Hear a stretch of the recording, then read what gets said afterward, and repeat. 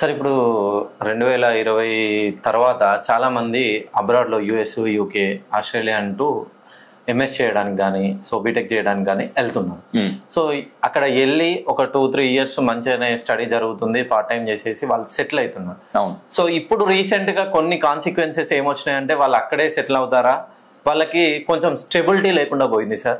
So దీనికి తల్లిదండ్రులు చాలా అంటే చాలా దిగులు పడుతున్నారు. విదేశాల్లో వాళ్ళు స్థిరపడడానికి ఏదైనా చిన్న రెమెడీ చెప్పండి సార్. అంటే ఇప్పుడు నాకు తెలిసి ఏంటంటే ఈ విదేశాలకు పంపించేటువంటి వాళ్ళ తల్లిదండ్రులు వాళ్ళు సొంతగా సంపాదించిన డబ్బు అయితే కాదండి వాళ్ళని పంపించింది. అవును సార్.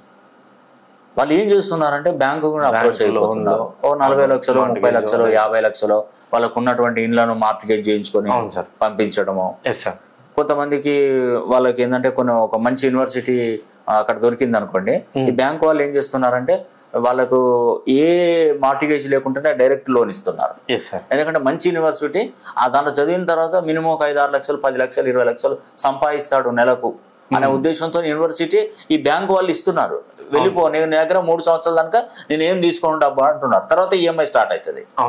పిల్లలు ఎంత నాలెడ్జ్, ఎంత క్లెవర్ స్టూడెంట్, ఎంత గోల్డ్ మెడలిస్ట్ అడిగి పోయిన తర్వాత అక్కడ మరి ఏం జరుగుతుందో మనకు తెలియదు. కానీ అక్కడ ఏంటంటే పిల్లోడు మాస్టర్స్ పూర్తి చేస్తాడు, ఉద్యోగం కోసం చూస్తే ఆ పర్మనెంట్ జాబ్స్ రాక చాలా బాధపడుతూ అసలు వాళ్ళు ఉండడానికి, రెంట్స్ పే చేయడానికి, వాళ్ళు ఉండడానికి కూడా అసలు డబ్బులు సరిపోవట్లేదు. మేజర్ ఇదే ప్రాబ్లం. వాళ్ళ నాన్నగారు వాళ్ళ పిల్లల తల్లిదండ్రులు ఏం చెప్తారు, అయ్యా మరి మా పిల్లోడికి 3 సంవత్సరాలు అయింది, వాడికి లేదు, ఇప్పుడు మేమే డబ్బులు పంపిస్తున్నాం, ఇంకా ఈఎంఐ స్టార్ట్ అయింది, అసలు అనవసరంగా అక్కడికి పంపించినాం మేము, ఇప్పుడు మా బాధ చూడండి సార్, ఏదన్నా ఉంటే చేయండి సార్ పిల్లలకి అంటున్నాం. అవును సార్. ఖచ్చితంగా అలాంటి ఇబ్బందులు ఉన్నటువంటి వారు ఒక్కసారి నన్ను సంప్రదించండి. ఓకే, నిజం చెప్తున్నాను. ఖచ్చితంగా మీ పిల్లవాడికి ఒక పర్మనెంట్ ఉద్యోగం వచ్చేటట్టు నేను చేస్తాను. ఓకే, మీరు నమ్మండి, ఖచ్చితంగా నమ్మండి, నమ్మకంతో రండి.